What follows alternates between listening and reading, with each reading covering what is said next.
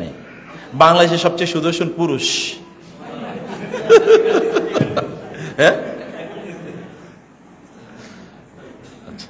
বুঝতে পেরেছেন? অথচ ওটা অর্ধ পুরুষ আর আধা মহিলা, আধা পুরুষ আর আধা মহিলা। এবং সবচেয়ে সফল নারী হিসেবে বাংলাদেশের কিছুদিন আগে বলেছে এমন একজন সবচেয়ে সফল নারী, রাসূলুল্লাহ সাল্লাল্লাহু আলাইহি ওয়াসাল্লামকে কাফেররা এসে বলেছিল, চলেন আমাদের দিনগুলো আমরা ভাগ করে নেই, একদিন আপনি কি করবেন, আমাদের যে দেবতা এদের উপাসনা করবেন, আমরা একবার আপনার রবের উপাসনা করব। Let's share the days between our gods and idols and your god. আল্লাহ সুবহানাহু ওয়া তাআলা সূরাতুল কাফিরুন নাজিল করে দিলেন। এখন বলেন তো, বর্তমান ওয়ার্ল্ড ভিউতে, বর্তমান বৈশ্বিক প্রেক্ষাপটে উপাসনার উপকরণ কেবলমাত্র কিছু মূর্তি প্রতিমা নয়, তার চেয়ে অনেক বড় উপাসনার উপকরণ চলে এসছে এখন আমাদের কাছে। যেমন মানি, টাকা পয়সা, এটা কি লোকেরা উপাসনা করে না? করে কিনা? আপনারা মনে হয় করেন নাই, আপনারা করেন না, কিন্তু পৃথিবী তো টাকা পয়সার উপাসনা করে। আপনি যার টাকা আছে তাকে দেখলে আপনি যেভাবে সালাম দেন, যার টাকা নাই তাকে কি সেভাবে সালাম দেন নাকি? তাকে যেভাবে শ্রদ্ধা করেন, মানে যার নাই তাকে কি সেভাবে শ্রদ্ধা করেন নাকি? একজন খুবই টাকাওয়ালা লোক যদি আপনার বাসায় আসে, তাহলে তো আপনি এমন একটা ভাব যে আজকে জানেন আমার বাসায় কে এসেছিল, আপনি গল্প করেন, গল্পের কোনো কারণ ছিল না, তারপর হয়তো আপনি পাশের ফ্ল্যাটের ভাইয়ের সাথে গল্প এমনি জুড়ে দেবেন, প্রয়োজন এমনি গিয়ে কলিং বেল টিপে, ও ভাই ভুলে আপনার বাসায় চলে এসি, আজকে বাসায় খুব বড় মেহমান এসেছিল তো মাথাটা উল্টা পাল্টা হয়ে আছে, মানে কোনো না কোনো ভাবে আপনি হয়তো ওই গল্প তুলবেন। আপনি দারোয়ানকে বলবেন আজকে কিন্তু আমার বাসায় ভিআইপি গেস্ট আসবে, খবরদার সাবধান, কোনোভাবে যেন বেয়াদবি না হয়ে যায়। You pick up the issues always in order to impress others, যে এরকম বড় লোকেরা ভিজিট করছে আপনার বাসায়। তো we are also worshipping money, power, সম্পদের বাইরে ক্ষমতার উপাসনাকে লোকেরা করে না? ক্ষমতায় যারা থাকে তাদের পূজা লোকেরা করে কিনা? করে। এই পৃথিবীতে সবচেয়ে বড় সন্ত্রাসী রাষ্ট্র হলো আমেরিকা। আমেরিকার পূজা করে না কারা? কে করে না? এভরিওয়ান। প্রকাশ্যে হয়তো বা বলে না, কিন্তু অপ্রকাশ্যে আমেরিকার পূজাই করে। আমেরিকার কাছে গিয়ে আমরা হয়তো বা ভিক্ষা করি, আমাদেরকে বাঁচাও, আমাদের রাষ্ট্রকে বাঁচাও, আমাদের সম্পদকে বাঁচাও, ইত্যকার করি আমরা। ফ্যাশন এর কি লোকেরা পূজা করে না? অ্যাডলফ খানের নাম শুনেছেন? শুনেন নাই? বাংলাদেশের সবচেয়ে সুদর্শন পুরুষ হ্যাঁ,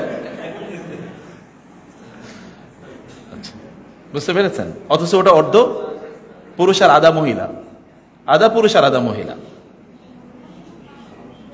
এবং সবচেয়ে সফল নারী হিসেবে বাংলাদেশের কিছুদিন আগে বলেছে এমন একজন সবচেয়ে সফল নারী হিসেবে একজনকে ক্রেজ দেয়া হলো, সে আসলে ট্রান্সজেন্ডার পুরুষ, সে আসলে পুরুষ ছিল কিন্তু এখন নারী হয়ে গেছে। মানুষ কিসের পূজা করে? মানুষ ফ্যাশনের পূজা করে।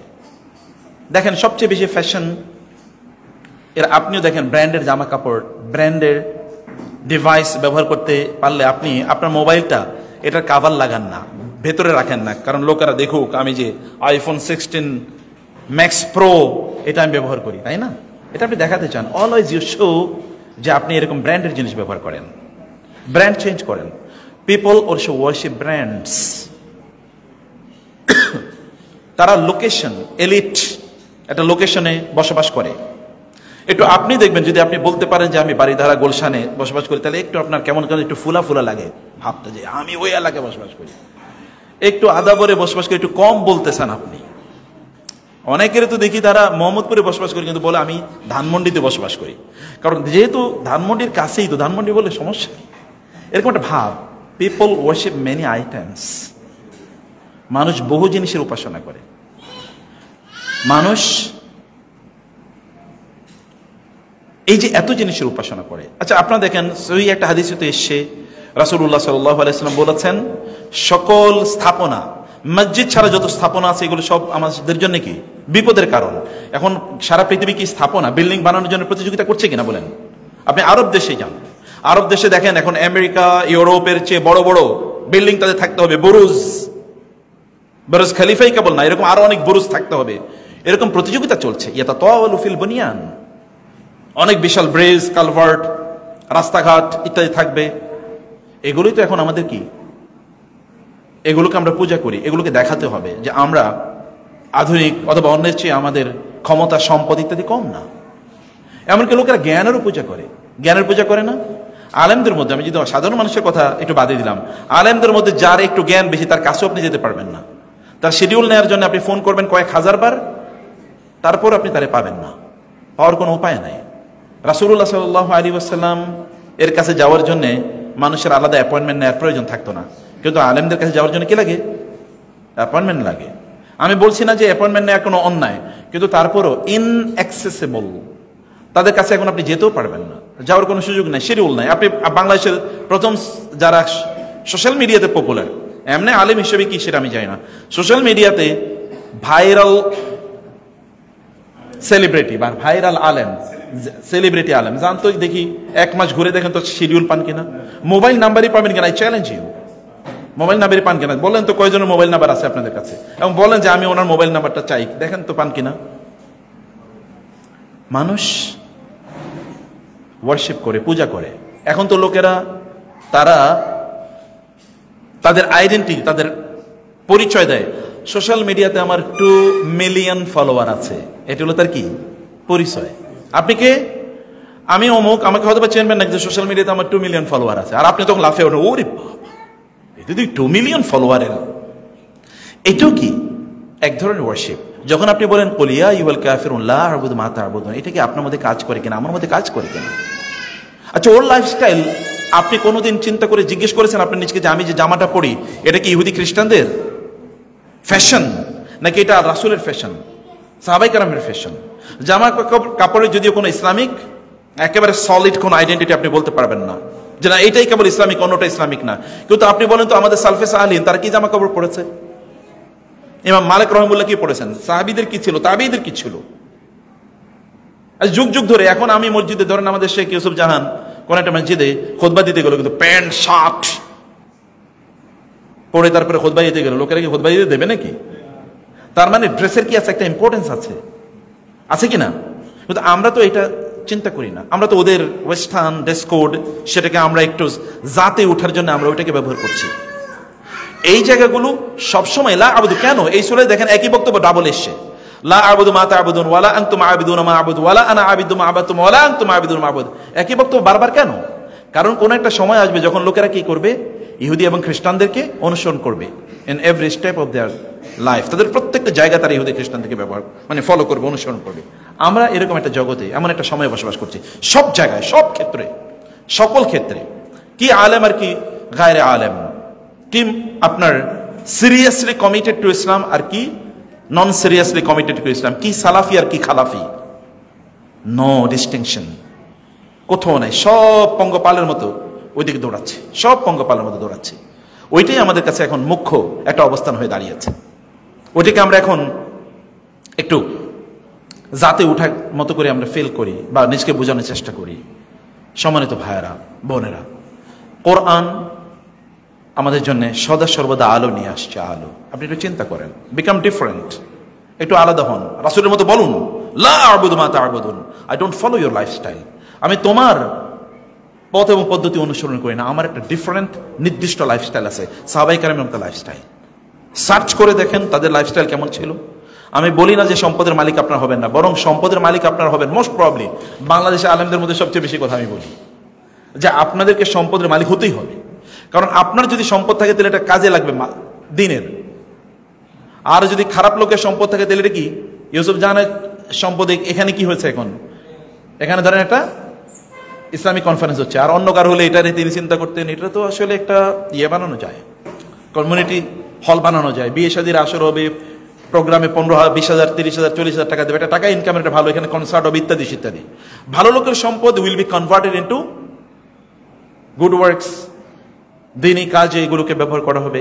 খারাপ লোকের সম্পদ এরকম দিনই কাজ নয়, বরং শয়তানি কাজে সেগুলো ব্যবহার হবে। সম্পদের মালিক হওয়া দরকার আপনাদেরকে, কিন্তু সম্পদ যেন আমাদের চারিদিকে ওমর রাদিয়াল্লাহু তাআলার মতো বলতে হবে যে সম্পদ আমার হাতে থাকবে কিন্তু আমার হার্টে থাকবে না। গোটা পৃথিবী আমি আঙ্গুল দিয়ে নাড়াবো কিন্তু আমার অন্তরে কার বসবাস থাকবে? আল্লাহর। আমার অন্তর জুড়ে কেবল ভালোবাসা থাকবে আল্লাহর। আমার অন্তরে সামান্যতম ভালোবাসাও থাকবে না সম্পদের। সম্পদকে আমি আমার অন্তরে জায়গা দেব না, কিন্তু আমার রবের গোটা জায়গা আমার অন্তর জুড়ে থাকবে। এরকম একটা অবস্থা যদি আমাদের হয় তাহলে সেটা আমাদের জন্য কোনোভাবে ক্ষতির কারণ না। সূরা কাফিরুন যখন আমি পড়ছিলাম তখন আমার মনে হচ্ছে আমরা তো ওদের মতোই। রাসূল থাকলে হয়তো আমার এক বলতে বলি ইয়া আইয়ুহাল কাফিরুন, তখন বল না আ আইয়ুহাল কাফিরুন লা আবুদু মা তা'বুদুন। তোমাদের যে জীবনযাপন, আমি তো এরকম জীবনযাপন করি না, আমি তো তোমাদেরকে এরকম জীবনযাপনের কথা বলিনি। সাহাবায়ে কেরামরা কিসের মধ্যে ছিলেন আপনি বলেন তো? সাহাবায়ে কেরামের এখনকার মানে আমি কেবল আরবদের কথা বলছি না, মুসলিম বিশ্বের কথা বলেন, যে পরিমাণ সম্পদ ছিল সাহাবায়ে কেরামের কি এরকম সম্পদ ছিল? সাহাবায়ে কেরামের তো সম্পদ ছিল। আচ্ছা তারা কিসের মধ্যে বসবাস করতেন? তাদের অট্টালিকা কি ছিল? আচ্ছা সেখানে যারা মানে রাসূল ইসলামকে যদি বলি সম্রাট, যদি এই অর্থে বলি সাধারণ দুনিয়ার সেন্সে, তাহলে তার সম্রাটের প্রাসাদ কি ছিল? এবং আরবদের এবং অনারবদের, আমাদের দেশে যারা একটু পাতি নেতা তাদের তো যে পরিমাণ সম্পদ, আর আরবদের যারা রাজা তাদের সম্পদের অবস্থা দেখেন, তারা কি জীবন যাপন করে। রাসূল ইসলাম কি এরকম জীবন যাপন করেছে? সাহাবায়ে কেরামরা কেমন করেছে? কিন্তু গোটা পৃথিবী তাদের হাতের আঙ্গুলের ইশারায় নড়তো। আর আমাদের অবস্থা কি? আমরা তো এখন অন্যদের পেছনে পেছনে ঘুরি, বিভিন্নভাবে আমাদেরকে তারা একটু সাহায্য করবে, আমাদেরকে একটু প্রোটেকশন প্রদান করবে, আমাদেরকে একটু সাপোর্ট প্রদান করবে। এটা গোটা পৃথিবী। আপনি আমাদের দেশের অবস্থা তো আরো খারাপ। তো তাদের সম্পদ আছে কি কারণ তার কিছু পার্সোনালিটি আছে, আমাদের তো তাও নাই। দেখেন না জাতিসংঘের অফিস বাংলাদেশে তৈরি হচ্ছে, আমাদের আলেমরাও গিয়ে সাপোর্ট দিচ্ছে, অথবা যারা ইসলামের কথা বলে তারাও সাপোর্ট দিচ্ছে। জাতিসংঘের অফিস হোক, সমস্যা কি? এবং ভিতরে ভিতরে অনেকে ম্যানেজড হয়ে গেছে যে আমাদের কোনো সমস্যা নাই, তোমরা চালাও তোমাদের কাজ, কোনো প্রবলেম নাই। সম্মানিত ভাইরা, আমি কামিং টু সূরা ইউসুফ। কোরআন আপনাদেরকে পড়তে হবে। ফজর পরে ডেইলি 1 ঘন্টা কোরআন পড়তে হবে। কি করতে হবে বলেন তো? 1 ঘন্টা। আমি কি পড়তে বলছি? আমি কিন্তু বলি নাই তাফসীর পড়তে। কি পড়তে বলেছি? কোরআন। কোরআন মানে কি? যেটা আল্লাহ নাজিল করেছেন, যেখানে মানুষের কোনো কথা নাই, এটা পড়তে বলেছে। শুধু 1 ঘন্টা কোরআন পড়েন। কি বুঝছেন কি বুঝছেন না সেটা পরের ইস্যু। শুধু 1 ঘন্টা কোরআন পড়েন। এতে হবে কি? ওই যে নাতিকে দাদা বললো পানি নিয়ে আসো, এবং একটা কি দিয়েছেন? ঝুড়ি, ময়লাওয়ালা আবর্জনওয়ালা একটা ঝুড়ি দিয়ে দিয়েছেন, বলে পানি নিয়ে আসো। নাতি গেছেন পানি আনার জন্য, কিন্তু ঝুড়ির মধ্যে কি আছে? ছিদ্র আছে না? পানি যখন উঠিয়েছেন তখন ছিদ্র দিয়ে সব পানি পড়ে গেছে। দাদার কাছে নিয়ে এসে, দাদা তুমি আমার কিসের পানি আনতে বলছো? এর মধ্যে পানি আটকায় না। বলে যাও আবার পানি নিয়ে আসো। আবার পানি আনতে গেছেন, আবার পানি 1 ফোঁটা আটকায় না। আবার পাঠালেন নাতিকে আবার পানি নিয়ে আসার জন্য, আবার নাতি গেলেন পানি আনার জন্য। আবার যখন আসলো 1 ফোঁটা পানিও নাই। নাতি এবার বললো, দূর, আপনি আমার কিসের কাজে পাঠান? 1 ফোঁটা পানিও আটকায় না, আপনি আমার কিসের পানি আনতে বলেন? বলে দাদা দাঁড়াও। নাতিকে বলতে, দাঁড়াও, তুমি আমার কথা শোনো। তোমাকে আমি যেই ঝুড়িটি দিয়েছিলাম কি অবস্থা ছিল? বলে প্রচুর ময়লা ছিল। এখন কি ময়লা আছে? বলে না, ময়লা তো নাই, ময়লা তো নাই। তো আমি তো তোমাকে পানি আনতে দিয়েছি, তুমি পানি আনতে পারো নাই বটে, কিন্তু একটা কাজ হয়েছে, তা হচ্ছে সব ময়লা দূর হয়ে গেছে। যখন আপনি কোরআন পড়েন, আপনি বুঝেন বা না বুঝেন, ময়লা কিন্তু দূর হয়ে যায়, ভেতর থেকে ময়লা দূর হয়ে যায়। কোরআন পড়ে যদি আপনার দিন শুরু করেন, আল্লাহ যে কি বারাকা দেবেন, তখনই আপনি বুঝতে পারবেন যেদিন আপনি কোরআন না পড়ে দিন শুরু করেন। ইট হ্যাপেন্স টু মি, আমার ঘটে। আমি যেদিন কোরআন কম পড়ি ওই দিন জিনের সব কাজ ঠিক মতো হয় না, এলোমেলো হয়। যেদিন কোরআন বেশি পড়ি সকালবেলা, সেদিন সব কাজ এত বরকতপূর্ণ হয়। কিতাবুন আনজালনাহু ইলাইকা মুবারাকুন, আল্লাহ তাআলা বলেছেন আমি বারাকাপূর্ণ কিতাব নাজিল করেছি। তাবারাকাল্লাযী নাযালাল ফুরকানা আলা আবদিহি, তিনি কোরআন নাজিল করেছেন, তিনি বারাকাপূর্ণ। Everything relating to the Quran is বারাকা, ফুল অফ বারাকা। কোরআনের সাথে যা কিছু আছে, যা কিছু সম্পৃক্ত, সব বরকত দিয়ে পূর্ণ হয়ে যায়। সকাল শুরু করেন কোরআন দিয়ে। কোরআন যা আল্লাহ নাজিল করেছেন সেটা পড়েন হুবহু। এরপরে মানুষের ইন্টারপ্রিটেশনের কাছে পরে যান, মানে তাফসীরের কাছে পরে যান। তাফসীর মানে তো হিউম্যান আন্ডারস্ট্যান্ডিং।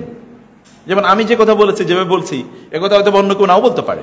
দিস ইজ তাদাব্বুর of the Quran, this is different reasoning, different interpretation. You have your own perspective and you interpret the Quran on the basis of your own perspective. আপনার নিজস্ব একটা দৃষ্টিভঙ্গি আছে, সেই দৃষ্টিভঙ্গি থেকে আপনি কোরআনকে ব্যাখ্যা করেন। এইটা ব্যাখ্যা করা হারাম না, এটা ব্যাখ্যা করা হারাম না, কারণ আপনি কোরআনকে আপনার মতো করে বুঝছেন। যদি না এটা কোনো শিরকি বেদাতি কুফরি কোনো কনক্লুশন না হয়, তাহলে এটা আপনি করতে পারেন।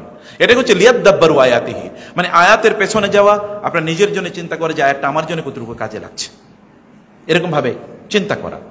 আল্লাহ তাআলা এই তাদাব্বুরের জন্য আফালা ইয়াতাদাব্বারুনাল কোরআন, তার কি কোরআন নিয়ে গভীরভাবে চিন্তা করবে না?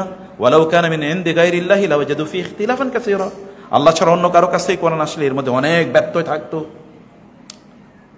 অথবা আরো অনেক ধরনের বক্তব্য আছে। কোরআন পড়েন সকালে এবং সন্ধ্যায়, কোরআন পড়েন বিকালে, কোরআন পড়েন। আল্লাহ রাসূলের গোটা জীবনটা কোরআনময় ছিল, গোটা জীবন সাল্লাল্লাহু আলাইহি ওয়াসাল্লাম। রাতের বেলা ঘুমানোর আগে তিনি কতটুকু কোরআন পড়তেন বলেন তো? ঘুমানোর আগে তিনি কি করতেন? সূরা সাজদা, সূরাতুল মুলক, তারপরে সূরা বাকারা শেষের 2 আয়াত, আয়াতুল কুরসি, কুল হুয়াল্লাহু কুল ফালাক কুল আযুবিন নাস। দেখেন তো, অথচ ঘুমাইতে যাচ্ছে। ঘুম থেকে উঠে করবেন কি? ঘুম থেকে উঠে তিনি কি করতেন? সূরা আল ইমরানের শেষের 10 আয়াত পড়তেন তিনি। ইন্না ফি খালকিস সামাওয়াতি ওয়াল আরদি ওয়াখতিলাফিল লাইলি ওয়ান নাহার। ঘুম থেকে উঠেই প্রথম জব হলো, চাকরি কি? কোরআন তেলাওয়াত করা। ঘুম থেকে উঠেই, এখন কিন্তু হাত মুখ ধুয়ে নাই, এখনো ওযু করেন নাই, এখনো নামাজে দাঁড়ান নাই, শুরু করেছেন কি দিয়ে? কোরআন দিয়ে। ইন্না ফি খালকিস সামাওয়াতি ওয়াল আরদি ওয়াখতিলাফিল লাইলি ওয়ান নাহার, একেবারে শেষ পর্যন্ত। আজকে থেকে পড়বেন সূরা আল ইমরানের 190তম আয়াত থেকে শুরু করে 200 আয়াত পর্যন্ত তিনি পড়তেন। আচ্ছা, এরপরে করতেন কি? ওযু করতেন। ওযু করে করতেন কি? ওযু করে কি করতেন? নামাজে দাঁড়াতেন না, নামাজে করতেন কি? কি কাজ? তো কোরআন তেলাওয়াত করা। নামাজের মূল কাজ কি? কোরআন।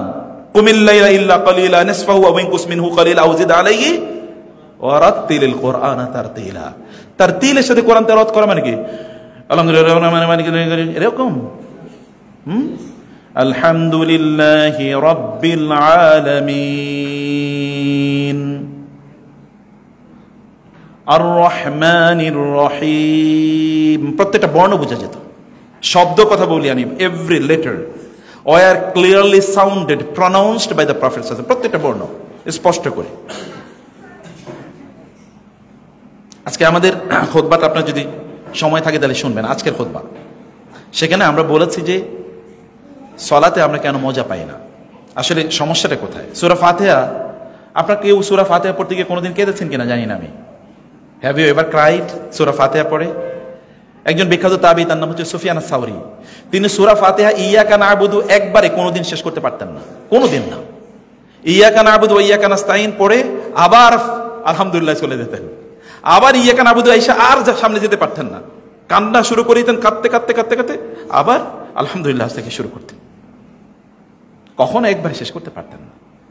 সূরা ফাতিহা তাদেরকে আটকে দিত, থামিয়ে দিত, যে সূরা ফাতিহা একবারে শেষ করে কেমনে? নামাজে তো এমনি মজা পায়নি। রাসূলুল্লাহ সাল্লাল্লাহু আলাইহি ওয়াসাল্লাম তাহলে কিভাবে পড়তেন? তার সালাতটা কেমন ছিল? কেমনি ভাবে তিনি তার সালাত আদায় করেছেন? কত লম্বা সময় জুড়ে তিনি কোরআন তেলাওয়াত করেছেন। লা তাসআলুনি আন হুসনিহিন্না ওয়া তুলিহিন্না, কত লম্বা সময় জুড়ে তিনি কোরআন পড়তেন, লম্বা সময় জুড়ে কোরআন পড়েন, কোরআনময় আমি বলেছি। আচ্ছা, লোকেরা যখন তার কাছে আসতো তিনি বলতেন কি? কোরআনে কথা তাআলাউ ইলা কালিমাতিন সাওয়াইন বাইনানা ওয়া বাইনাকুম আল্লা না'বুদা ইল্লাল্লাহ ওয়া লা নুশরিকা বিহি শাইআন ওয়া লা ইয়াত্তাখিযা বা'দুনা বা'দান আরবা মিন দুনিল্লাহ। একই কথা, আসো একটা কথাই, কোরআনের কথা। ওয়ালিদ ইবনে মুগিরা, উতবা ইবনে রাবিয়া, এরা সবাই যখন আসতো, অথবা তুফাইল ইবনে আমর আদ-দাউসি, সবাই তার কাছে আসার পরে তিনি কেবল বলতেন, আমি তো তোমাদেরকে আর কিছু বলি না, আমি কেবলমাত্র তোমাদেরকে কোরআনের কথা বলি। উতলু মা ওহিয়া ইলাইকা মির রাব্বিক, আপনার রবের পক্ষ থেকে আপনার কাছে যা নাজিল হয়েছে তাই কেবল তেলাওয়াত করে শোনান।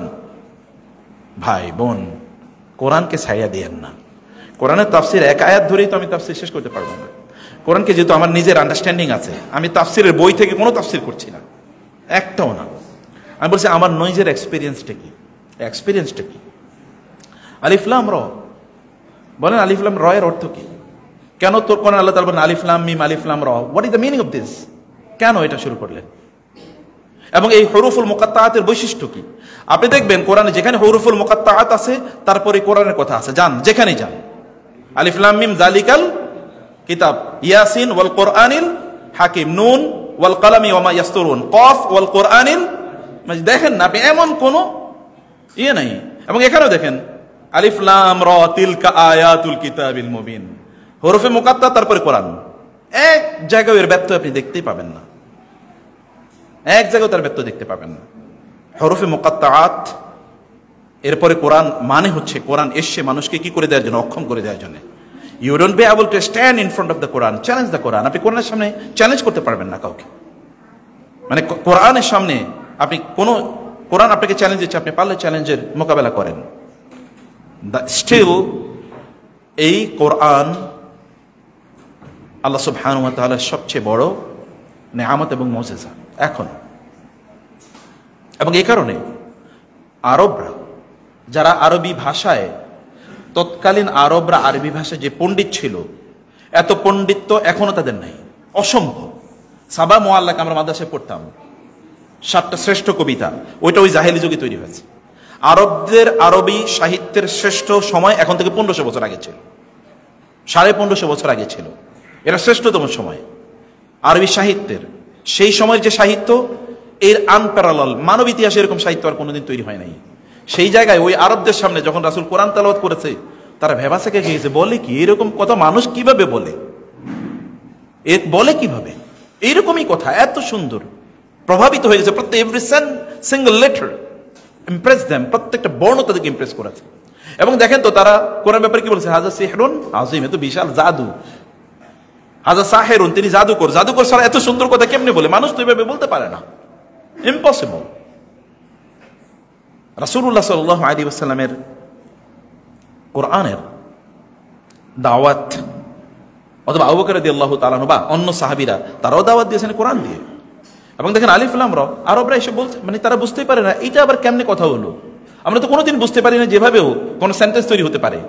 আলিফ লাম রা, আপনি বলেন তো ক খ গ একটা বাক্য, কোন কবি যদি এরকম লেখে তাহলে ওরা আপনি ডাস্টবিনে ছুঁড়ে ফেলবেন, যে বলে কি। কিন্তু আল্লাহ সুবহানাহু যখন বলেছেন, এবং এগুলো ইন্টারেস্টিংলি যতগুলো সূরা আল্লাহ সুবহানাহু, এই যে আলিফ লাম রা, আলিফ লাম মিম, এগুলোর হরফে মুকাত্তাতের একটা ভিন্ন বিষয় আছে, আমি এখন বলছি না এই আলোচনা। হরফে মুকাত্তাতের একটা সায়েন্টিফিক এক্সপ্লেনেশন আছে, যে কিভাবে কোন হরফগুলো আল্লাহ চুজ করেছেন, কেন করেছেন, এগুলোর সাথে পরবর্তী এই সূরার মিল কি, এটা এত অন্তমিল সমৃদ্ধ। আচ্ছা, এরপরে আল্লাহ কি বলেন, তিলকা আয়াতুল কিতাবিল মুবিন, এগুলো হচ্ছে কি আয়াত, নিদর্শন। কিসের নিদর্শন? আয়াত মানে তো সাইন। আয়াত মানে কি? সাইন। কিসের সাইন? আয়াত মানে তো সাইন।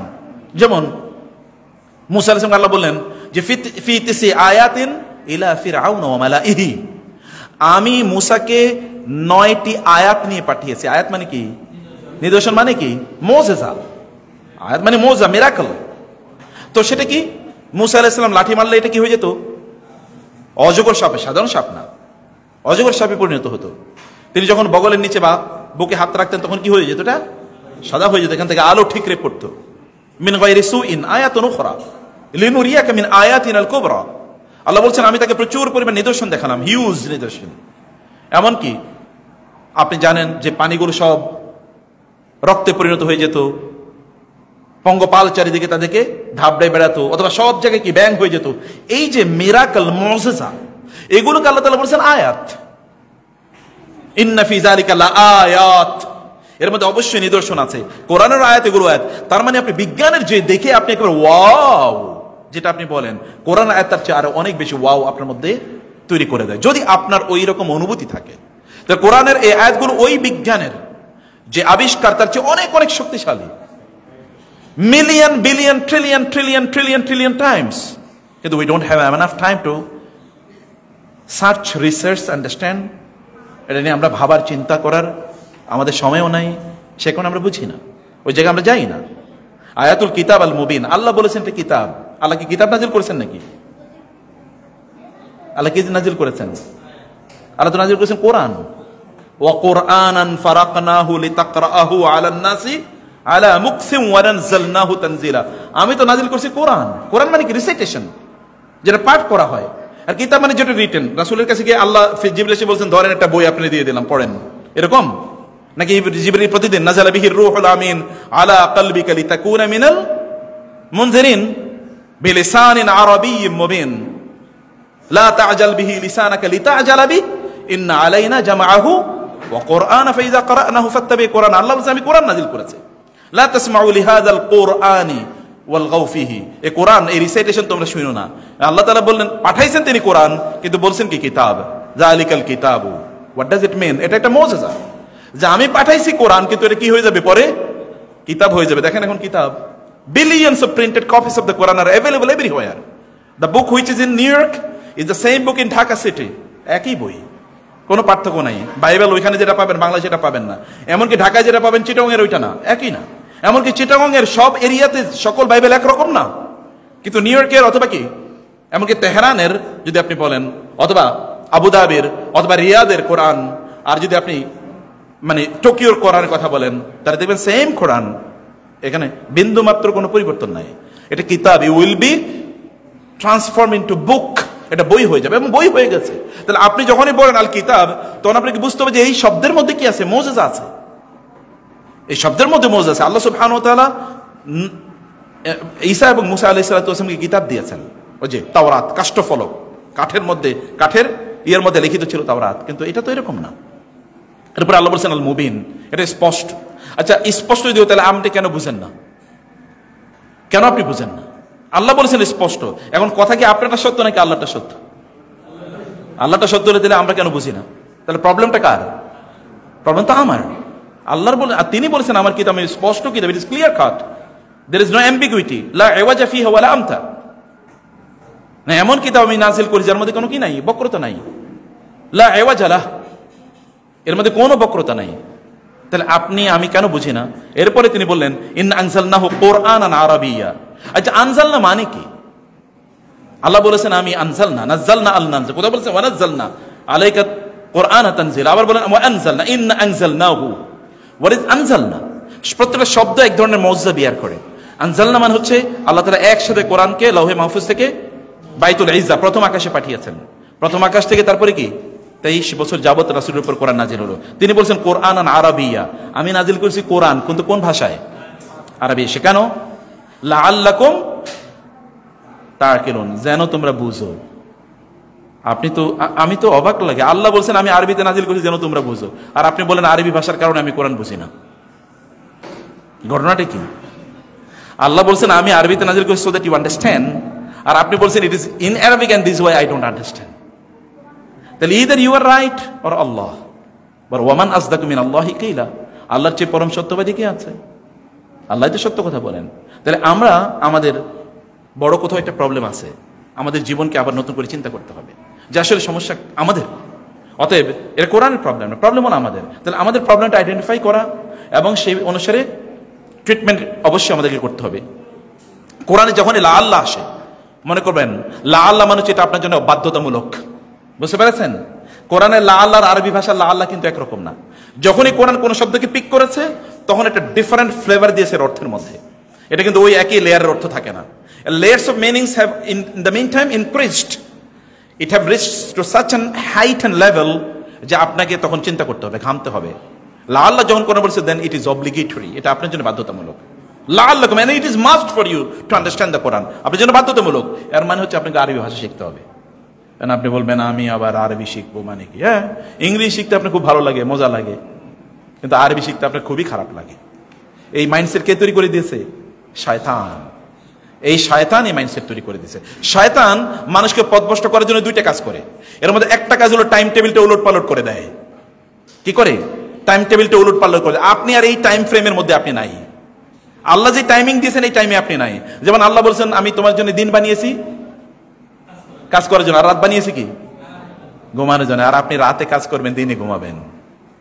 শয়তান কিন্তু অলরেডি কি সফল, কারণ শয়তান এই পথেই ঢুকছে। শয়তান বলছে ফজরের পরে কোন, আল্লাহ বলেছেন ফজরের পরে কোন ঘুম নাই। ফাইযা কুদিয়াতিস সালাতু ফান্তাশিরু ফিল আরদ, ফজর শেষ, জমিনে ছড়িয়ে পড়ো, তুমি তোমার রিজিক অন্বেষণ করো। আর আমরা কি করছি? ফজরের পরে ফরজ ঘুমটা ঘুমাই, এর রাতে আমরা একটা নফল ঘুম ঘুমাইছিলাম। ফজরের উপরে ঘুমটা মূলত ফরজ ঘুম। তা আপনি কিভাবে গোটা পৃথিবী আপনি নিয়ন্ত্রণ করবেন? কিভাবে নিয়ন্ত্রণ করবেন? গোটা পৃথিবী আপনি চালাবেন কিভাবে? আল্লাহ নিজামকে শয়তান উল্টে দিছে, আপনি ওই উল্টানোর ফলোয়ার হয়ে গেছেন। আমি গতকাল আমার বাচ্চাদেরকে বলেছিলাম, ফজরের পরে আমি ওদেরকে নিয়ে একটা হালাকা সেশন করি 1 ঘন্টার। আমি বলছিলাম যে বাবা, আমি মাদ্রাসায় পড়েছি আলিম পর্যন্ত, গ্রামে আলিম পর্যন্ত, জীবনে কোনোদিন, গোটা জীবনে আলিম পর্যন্ত ফজরের পরে কোনোদিন ঘুমাইছি আমার মনে পড়ে না। ফজরের পরে ঘুমাইলে মানুষ বলে এটা কি পাগল নাকি, এর ফজরের পরে ঘুমায় কেমনে? এশার পরে কোনোদিন জেগেছিলাম এটাও কোনোদিন মনে পড়ে না। মাগরিবের পরে সারা কোনোদিন খাইছি, মানে এশার পরে কোনোদিন রাতের খাবার খেয়েছি এটাও কোনোদিন মনে পড়ে না। আমি কিন্তু তখন আলিম, মানে ধরেন তো কমপক্ষে 20-21 বছরের কথা বলছি। তখন কোনোদিন মানে মাগরিবের পরে ছাড়া কোনোদিন রাতের খাবার খেয়েছি কোনোদিন মনে পড়ে না, আমার কোনোদিন মনে পড়ে না। বিলিভ মি, এশার নামাজে তো পড়ছি বহুত কষ্ট করে, চোখ বন্ধ হয়ে যায়। কারণ মানুষের শরীরে ঘুম যখন মানুষের, যেমন আপনার ধরেন ব্যাটারি চার্জ দেন না, ব্যাটারি চার্জ আমরা কখন সবচেয়ে বেশি চার্জ হয়? যখন ভোল্টেজটা 100% থাকে, তখন ব্যাটারি দ্রুত চার্জ হয়। আপনি দেখবেন গাড়িতে যদি আপনি চার্জ দিতে চান আপনার মোবাইলে, তাহলে দেখবেন এটা খুব স্লো চার্জ হয়, কারণ ওইখানে ভোল্টেজ কম। মানুষের শরীর ঘুম নেয় কখন? রাত্রে 8টা থেকে শুরু করে 8টা বা 8:30 বা 9টা থেকে শুরু করে রাত্রে 2টা পর্যন্ত ফুল ভোল্টেজে থাকে। আপনি তখন 4 ঘন্টা ঘুমাইলে অন্য সময় 12 ঘন্টা ঘুমের সময় আপনি ভোল্টেজ পাবেন। আর সারাদিন আপনি খুব এনার্জেটিক থাকবেন। আর হাদিসে ইরশাদ রাসূলুল্লাহ বলেছেন, যে ব্যক্তি সকালবেলা ঘুম থেকে উঠতে পারে না, ফাআসবাহা খাবিসান নাফসি কাসলান, সে যখন ঘুম থেকে উঠে তখন ওর নফসটা থেকে খুবই নিকৃষ্ট টাইপের মন নিয়ে ও ঘুম থেকে উঠে কাসলান, তখন শরীর ব্যথা করে, মাথা মেজমেজ করে, মাথা মানে ঝিমঝিম করে, শরীর মেজমেজ করে, কোনো কিছু ভাল লাগে না, কোনো কিছু তখন ঠিক মতো চলবে না। আর যদি আপনি আর্লি ঘুম থেকে উঠতে পারেন, ফাআসবাহা তাইয়িবান নাফসি নাশীতা, তখন সে যখন ঘুম থেকে উঠে ফ্রেশ মন নিয়ে এবং খুবই উদ্যমী, খুব উদ্যমী, শরীরে এনার্জি ভর্তি, এরকম একটা শরীর নিয়ে তখন সে তার কাজ করে। আল্লাহ সুবহানাহু ওয়া তাআলা কোরআনকে যখন নাজিল করেছেন আরবি ভাষায়, আপনি যদি if you just spend your time everyday, প্রতিদিন আপনি কি করবেন? আমি শুধু আপনাদেরকে এখানে বলে যাই, প্রতিদিন সকালে 1 ঘন্টা এই পেছনে আপনি ব্যয় করবেন। 1 ঘন্টা, জাস্ট 1 ঘন্টা আপনি কি করবেন? প্রথম 20 মিনিট ধরে আপনি কোরআন তেলাওয়াত করেন, এরপরে 20 মিনিট আপনি কোরআন একটু আন্ডারস্ট্যান্ড করার চেষ্টা করেন, এরপরে 20 মিনিট আরবি ভাষা শেখেন। 1 বছর আপনি করে দেখেন, এরপরে আপনি আরবি ভাষায় পণ্ডিত হন কিনা। You just continue it for 1 year।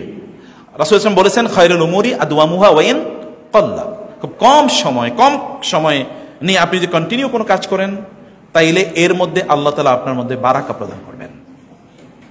এটাই করেন। আপনি পুরো কোরআন মুখস্থ করতে পারবেন না, কিন্তু প্রতিদিন একটা আয়াত করে মুখস্থ করে দেখেন, 365 দিন পরে, 1 বছর পরে আপনি দেখবেন কয়েক সূরা, বড় কয়েকটা সূরা মুখস্থ হয়ে গেছে। সূরা বাকারা, সূরা আলে ইমরান মুখস্থ হয়ে গেছে, কারণ সূরা বাকারা 286 আয়াত আছে। 365 দিন আপনি দেখেন না কি হয়।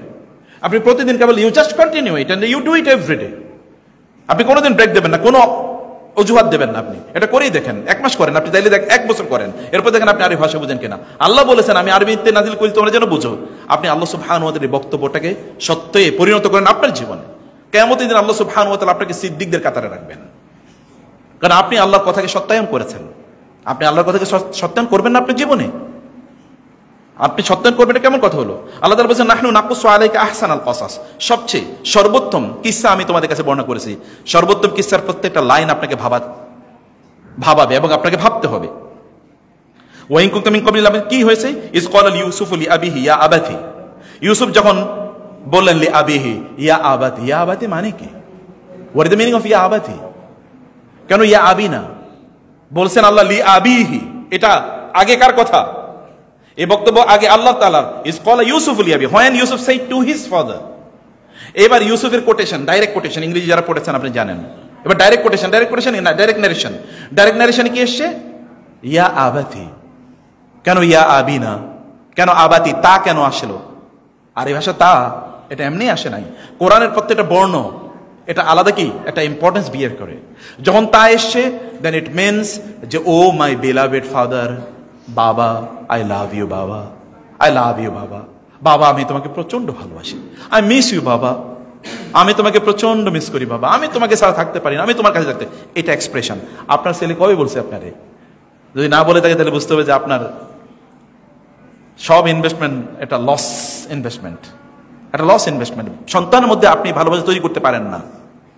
ইউসুফ আলাইহিস সালামের বাবা ইউসুফ আলাইহিস সালামের মধ্যে এমন ভালোবাসা তৈরি করলেন, তিনি বলেন না ইয়া আবি, বলেছেন ইয়া আবাতি, আমার বাবা, আমার প্রিয় বাবা। এবং কি বলেছেন, ছোট বাচ্চা দেখেন, ছোট বাচ্চা কিন্তু এখনো। এবং দেখেন এখানকার শব্দ, ইন্নী রাআইতু আহাদা আশারা কাওকাবাম ওয়াশ শামসা ওয়াল কামারা রাআইতুহুম।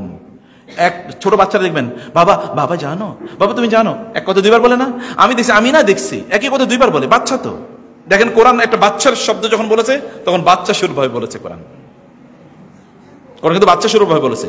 এক কথা কোরআনে এরকম হয় না যে একই শব্দ দুইবার বলেছে। রাআইতু, বাবা আমি দেখেছি, আমি দেখেছি, জানো জানো আমি কি দেখেছি, জানেন আমি কি দেখেছি, রাআইতুহুম, 11টি তারকা এবং একটি চাঁদ এবং একটি সূর্য, আমি বাবা তাদেরকে দেখেছি, লি সাজিদিন, ওরা আমাকে সেজদা দিচ্ছে, আমি তাদেরকে দেখেছি।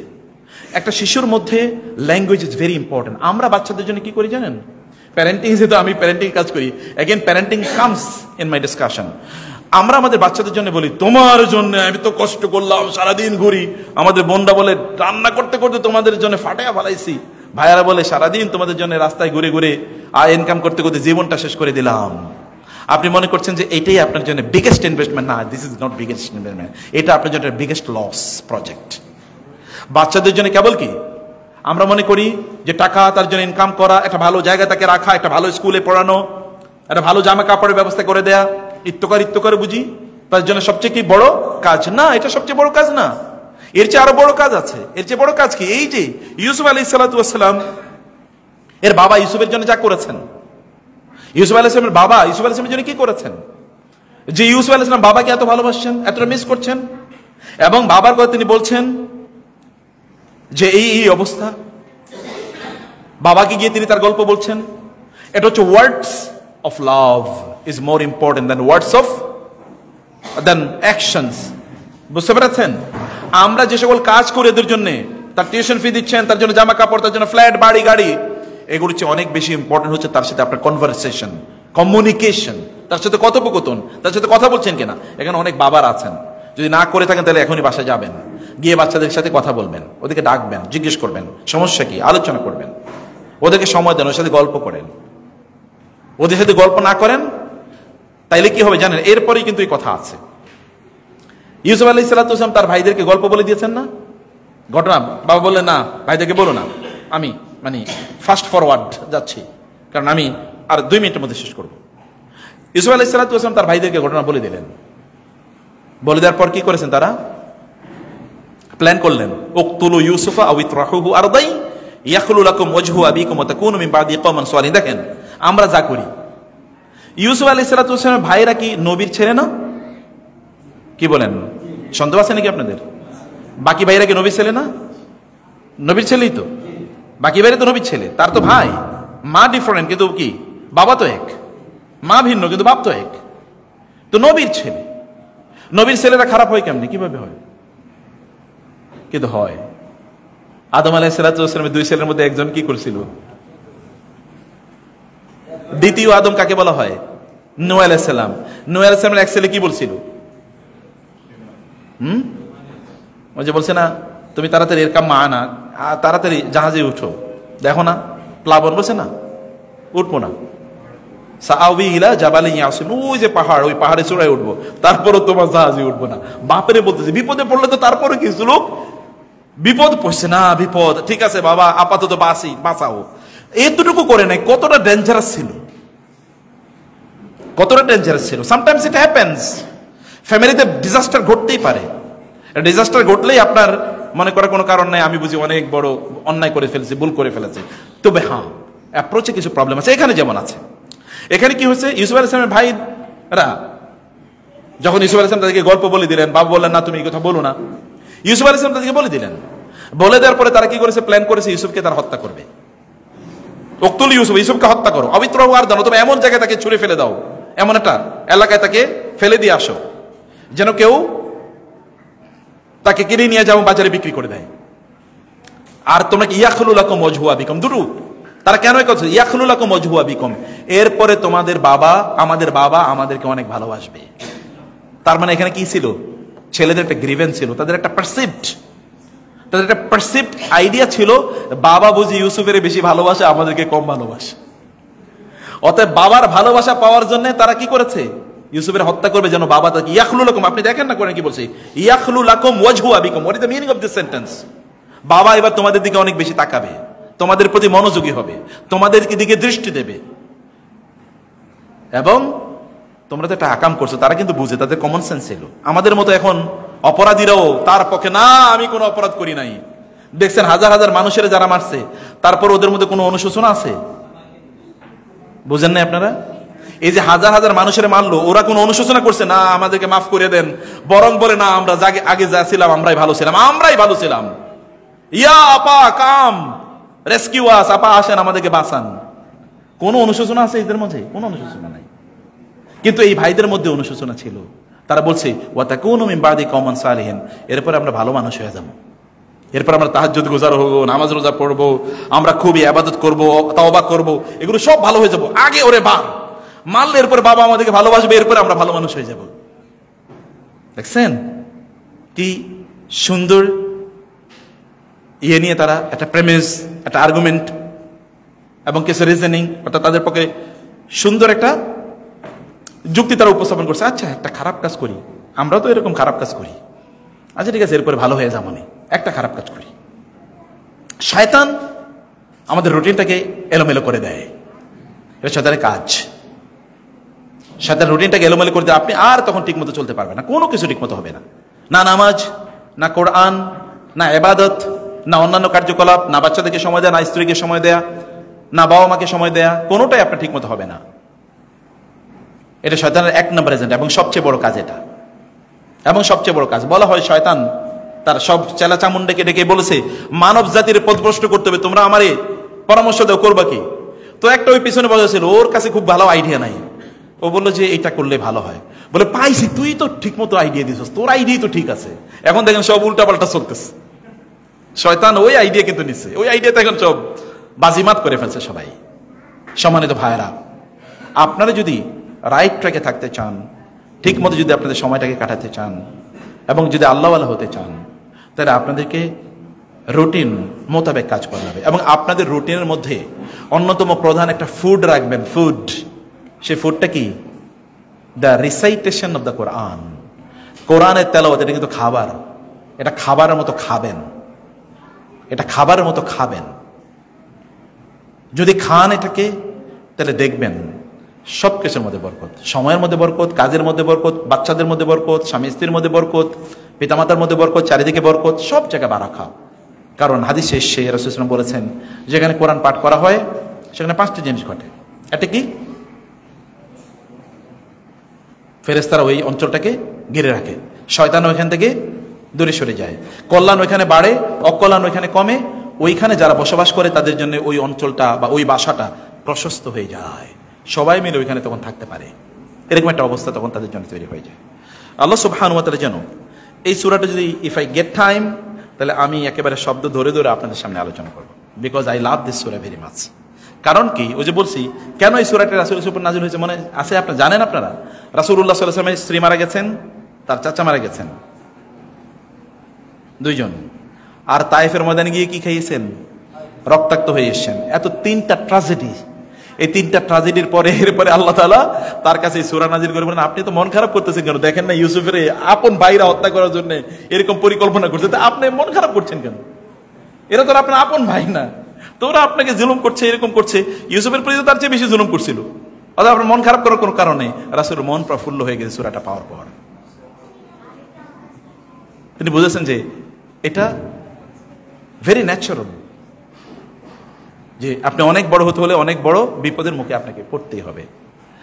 আমরা যেন ইউসুফ আলাইহিস সালাম কি করেছেন? তিনি ধৈর্য ধারণ করেছেন, ধৈর্য ধারণ করেছেন। এরপরে কি হয়েছে বলেন তো? যাকে ওরা হত্যা করতে চেয়েছে তার কাছে তারা ফিরে গিয়েছে। যেই জামা নিয়ে তারা বাবার কাছে গিয়ে বলছেন, দেখেন এই যে ইউসুফকে কিন্তু নেকড়ে বাঘ খেয়ে ফেলেছে, ওই জামাই পরবর্তীতে কি হয়েছে? তাকে রক্ষা করেছে। ওই যে বলছিল যে উনি মানে ইমরাতুল আজিজ, আজিজের স্ত্রী, আজিজের স্ত্রী, মানে আমাদের দেশে নাম কি বলা হয়? জুলাইখা। হাদিসে তাফসিরে জুলাইখা হাদিসে নাই, তাফসিরে আসছে, তাফসির গ্রন্থগুলো জুলাইখা আছে, কারণ বাইবেলে জুলাইখা শব্দটা আছে। তো জুলাইখা তাকে প্রলোভনে ফেলতে চেয়েছিল, সেই প্রলোভন থেকে বাঁচার জন্য তাকে রক্ষা করছে কি আল্লাহ সুবহানাহু ওয়া তাআলা। ওই জামাই মুজিজা হিসেবে তাকে দিয়েছেন। কারণ কি, তার জামা পেছন দিক দিয়ে ছেঁড়া ছিল। এবং ওয়াশাহিদা শাহিদুম মিন আহলিহা, ওই জুলাইখার পরিবারের একটা শিশু এসে বললেন, ইন কানা কামিসুহু কুদ্দা মিন দুবুরিন ফাকাযাবাত হুয়া মিনাস সাদিকিন ওয়া ইন কানা কামিসুহু কুদ্দা মিন কুবুলিন ফাকাযাবাত ফাসাদাকাত হুয়া মিনাল কাযিবিন। যদি তার জামাটা সামনের দিক থেকে ছেঁড়া থাকে তাইলে ইউসুফ হচ্ছে মিথ্যাবাদী, নারী সত্যবাদী। আর জামা যদি পেছন থেকে ছেঁড়া থাকে তাহলে ইউসুফ সত্যবাদী, নারী মিথ্যাবাদী। পরে দেখা গেল কি, জামা পেছন দিক থেকে ছিঁড়া। জামাই তাকে প্রমাণ করেছে না ইনি সত্যবাদী, নারী মিথ্যাবাদী। এরপরে কি হয়েছে, তার বাবা কিন্তু কাঁদতে কাঁদতে ওয়া বিয়াদ্দাত আইনাহু মিনাল হুজনি ওয়া হুয়া কাযীম, কাঁদতে কাঁদতে, সূরা ইউসুফ, কাঁদতে কাঁদতে কাঁদতে কাঁদতে তার কি চোখ অন্ধ হয়ে গিয়েছে।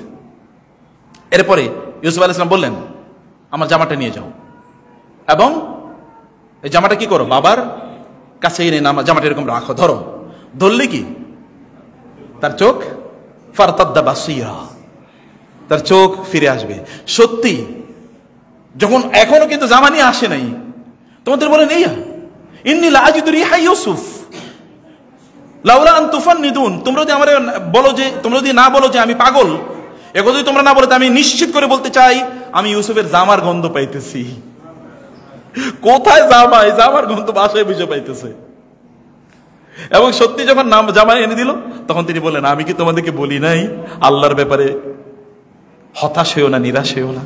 আমি কি তোমাদেরকে বলি নাই? 40 বছর পর্যন্ত অপেক্ষা করেছিলেন বাবা, অথবা 35 ইয়ার্স অর 30 ইয়ার্স। এবং ইউসুফ আলাইহিস সালাম পরে কি হয়েছেন, সম্রাটে পরিণত হয়েছেন। আপনি you can become like Yusuf আলাইহিস সালাম, আপনি এরকম হতে পারেন, কিন্তু ধৈর্য ধারণ করে আপনাকে চলতে হবে। আমি শিডিউলকে ব্রেক করছি, এই জন্য ফয়সাল মাফ করে দিতে হবে, আমাদের উস্তাদ শেখ মাফ করে দিন কাইন্ডলি। আমার 9টা একটা ক্লাস আছে। আমি কিন্তু কোরআনকে প্রচন্ড ভালোবাসি। আমি হাফেজ না, কিন্তু দেখবেন কোরআনে অনেক, এই যে যেমন সূরা ইউসুফ প্রায় মুখস্থ, পড়তে পড়তে মুখস্থ হয়ে গেছে। তো আপনাদেরকে যেটা করতে হবে যে কোরআন, আমি কোরআনকে ভালোবাসি কারণে কোরআনে দাওয়াত দিই। অনেকে বলে উনি যেখানে যায় শুধু কোরআনের কথা বলে। আচ্ছা, আসেই তো কোরআন, আর বলবো কি? আর কোরআনের মধ্যে সব আছে কিনা? এমন কি নাই যেটা আপনি বিজ্ঞান নিয়ে আসেন কোরআনের আলোচনায় আমরা বলি, আপনি রাজনীতি নিয়ে আসেন আমরা কোরআনের আলোচনায় বলি, সেটা আছে কিনা? বললাম বাচ্চাদেরকে কিভাবে বড় করতে হবে, দেখেন না, এটা কোরআন আলোচনা। এখন সাইকোলজিস্টরা যে কথা বলবে, এটা তো কোরআনে আল্লাহ 1500 বছর আগে বলে দিয়েছেন। আমার অন্য বই পড়ার দরকার কি? আল্লাহর কসম, কোন মানুষ যদি কোরআন ছাড়া অন্য কোনো বই না পড়ে, এটাই তার জন্য যথেষ্ট, আর কিচ্ছু লাগবে না, কিচ্ছু লাগবে না তার জন্য। কারণ কোরআনের সাথে কি চলে আসে? হাদিস তো চলে আসে, কোরআনের ব্যাখ্যাই তো হাদিস। আপনি আর অন্য কোনো কিছু পড়ার প্রয়োজন নাই ইনশাআল্লাহ। তো বারাকাল্লাহু ফিকুম, জাযাকুমুল্লাহ খায়ের। শেখ অনেক ধন্যবাদ। শিডিউল ব্রেক করছি, মাফ করে দিন, কারণ আমার কোরআনের ক্লাস আছে। আমি কোরআনের ক্লাস করে আসছি 2.5 ঘন্টা পড়াইছি, আবার যায় আবার 1.5 ঘন্টা পড়াবো কোরআন। শুরু আমার সকাল শুরু হয়ে কোরআন পড়ানো দিয়ে, শেষ রাত যখন শেষ করি তখন আমি কোরআন পড়ানি শেষ করি। আল্লাহ আলহামদুলিল্লাহ, আল্লাহ সুবহানাহু ওয়া তাআলা যেন আমাদের কাজগুলোকে কবুল করে নেন, এবং আল্লাহ সুবহানাহু ওয়া তাআলা আমাদের শেখের কাজগুলো কবুল করে নেন, এবং আল্লাহ তাআলা বারাকা দিয়ে